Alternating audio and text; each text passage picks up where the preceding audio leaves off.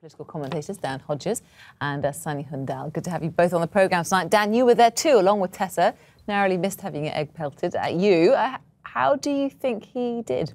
Well, he did. He dealt with it quite well today. I mean, obviously, we saw his Home Affairs spokesman getting egg on his face with that sort of bungled immigration announcement earlier in the week, and literally got egg on his hair. But I mean, I think there's a broader problem than just people throwing eggs at him. I mean, it's quite clear. Labour's poll lead is slumping, if not collapsing.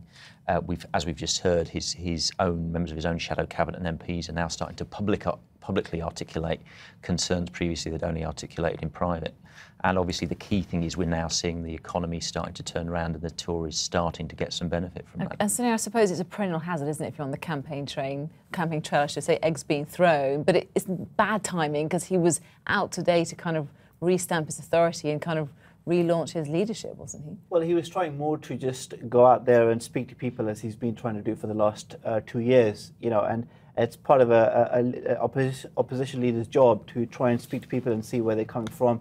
And his focus is on the cost of living and how people's incomes are not rising as fast as inflation. Which is getting. Are you picking that up as a commentator? Oh, definitely. Or are you listening to the likes of Andy Burnham and many other backbenchers who say, we're not hearing anything from Labour's front bench? No, it's clear that this is a problem across the country. The figures show it.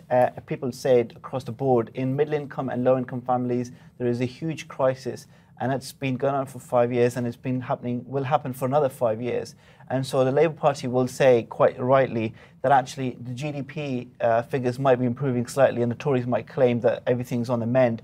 But actually, for most people, they're not feeling the benefits of that, and actually just going to the top. Dan, do you think Sonny's right? Is that message getting through? Because Andy Burnham doesn't seem to think so. No, absolutely. I mean, quite clearly isn't getting through. I mean, it was partly why we had the event today. I mean, I think the problem for Ed Miliband is not that people don't think he can walk around a market and be nice to people. It's that people don't think at the moment, think he can be Prime Minister. And the big strategic messages aren't getting through. I mean, the precise problem is a lot of what Sonny is saying there is accurate. People are feeling concerned about their incomes.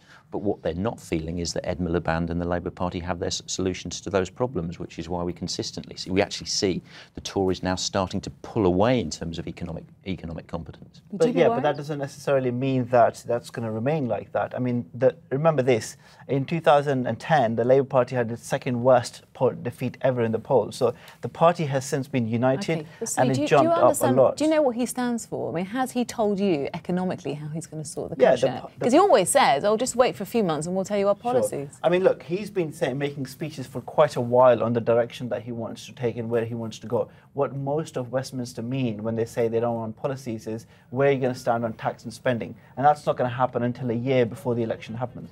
Now, clearly he has said that he's going to focus on how to improve people's lives in terms of the cost of living, how to make it cheaper for them to live, how they can find a house, and all those bread and butter issues. And those policies will come a year, 6 months before the election. Dan, what advice would you give him? My advice would be, with great respect, don't listen to Sonny. I mean, you know, he may have told Sonny what his plans are, but he hasn't told the country. But he'll have time to do that. I mean, we've still got 2 years. We've still got 2 years before an election. He has, Sonny. Most people don't remember that. With respect, Sonny, he has, but he's had 3 years and he hasn't used them. With respect, people like you keep telling people like me, just wait a bit longer, just wait a bit longer, just wait a bit longer. How much longer are people going to have to wait? No, that's not the issue. I mean, remember, the party was on the verge of collapse 3 years ago. Would David Miliband have done a better job? No way. I mean, David Miliband would not have kept the party together in the way that Ed Miliband has. And I think that he's immeasurably better. And also, he will come up with a lot more policies as we go into an election. We have to leave it there, gentlemen. Thank you very much for joining me tonight.